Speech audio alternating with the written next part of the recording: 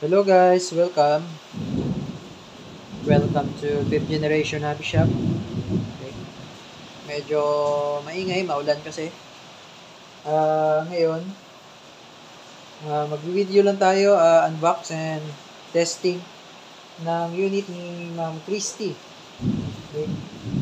The 1911, M1911 na double bell.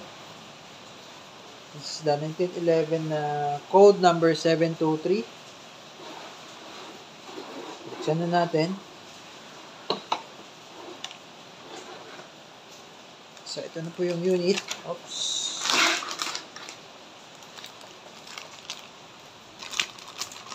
Bagong-bago, mapapansin nyo.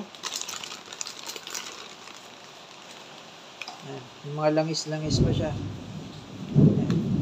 Bagong-bago from the factory. Ayan. Si magazine. Okay. Unit nyo po, Ma'am Christy, 1911. Ang double bell. And with markings. Ayun. Okay. So, ano yung mga kasama niya? Ito yung freebies. Ayan.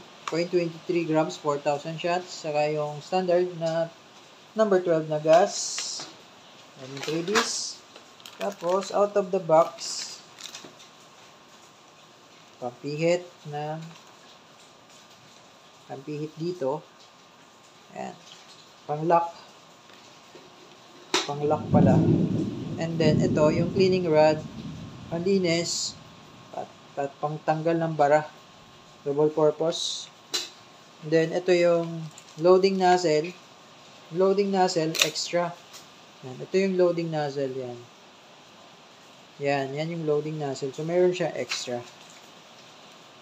Okay. Then, ito yung hard case ng unit. Sa double bell kasi may kasama na hard case. Okay. So, ayan. Lagyan natin ng bibis.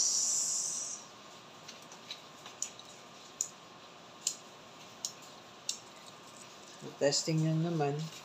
Lagyan lang natin ng konti. Okay. And then, ganito po ang paglalagay ng gas. Ito po yung inlet valve. Ito naman yung outlet valve. So, ito, pag napipress, ibig sabihin yan, pag malambot pa yan, sabihin yan, wala pang laman or walang laman na gas, walang pressure.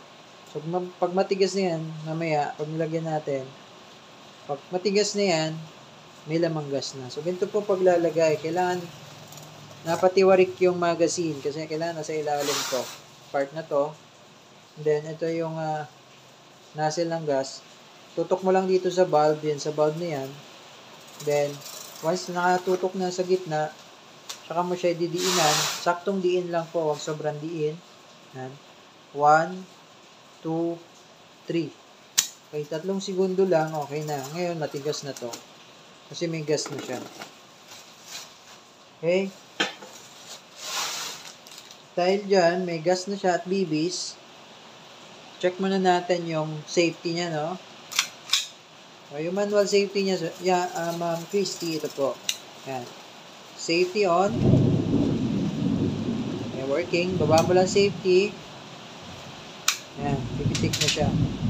So, check natin ulit. Safety on. Gumagana siya. Baba. Napalo na to. Yan.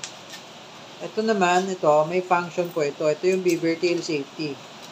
So, pag hindi yun naka-press, halimbawa, hinaba ko, no? Baka nasa ko. Naka-safety off siya. So, pwede na siyang, pag kinalabit ko to, pwede na pumalo to. Pero pag hindi ito naka-press, kahit kalabitin ko, yan.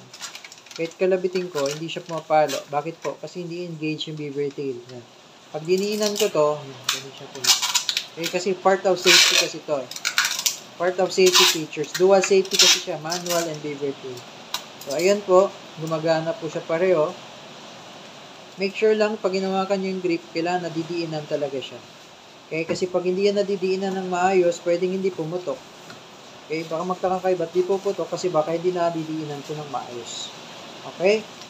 So, ngayon, ito-test po natin yung unit nyo, Ma'am Christy. 1911, M1911 na classic ng double bed. So, ito na po, Ma'am Christy. Testing tayo, unit. Okay. Ready to fire. Pairing.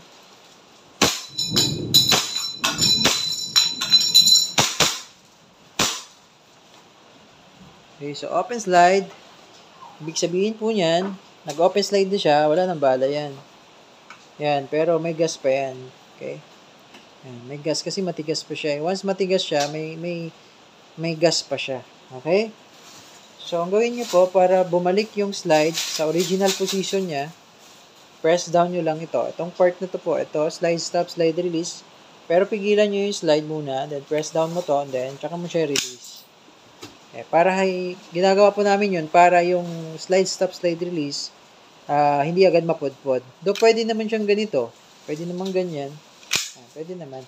Kasi pagka hindi mo pinigilan, so katagalan, mapupudpod yung slide stop, slide release. Okay? So, ayan na po. Ma'am Christy, okay na po ang inyong unit. Kung meron po kayong question regarding sa inyong unit, mag-message lamang po sa aming Facebook page, 5th Generation Hobby Shop. Thank you po and God bless.